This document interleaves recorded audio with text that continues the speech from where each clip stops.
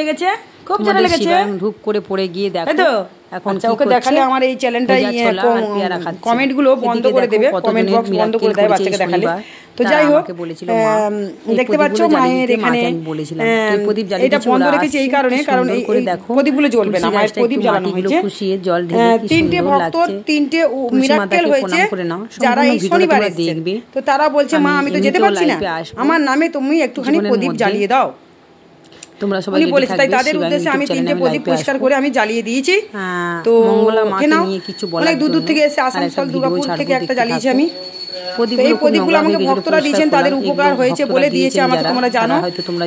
অনেক দূর দূর থেকে বাঁকুড়া বীরভূম সব দিক থেকে জানো কারা কারা দিয়েছে, আমি বলেছি ভিডিওতে, আমি ভুলে গেছি কারা দিয়েছে। জগৎজননী মা এতটা মিরাক্কেল করছেন, সবার মনস্কামনা পূরণ করেন যারা ডাকার মতন মাকে ডাকতে পারে।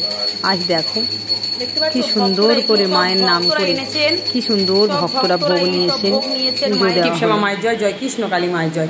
আমি কিছু বলবো এই ভিডিওর মাধ্যমে, তোমরা নিশ্চয়ই শুনবে সেটা। কি সুন্দর করে জাগ্রত প্রদীপ জ্বলছে, ভোগ সেবা দেওয়া হচ্ছে, মাকে চামচ ঘোরানো হচ্ছে, মাকে ফ্যানে হাওয়া দেওয়া হচ্ছে, পাখাতে হাওয়া দেওয়া হচ্ছে। ভিডিও একটা জগৎজননী মা সবার যেন সবার যেন ভালো রাখে, সুস্থ রাখে।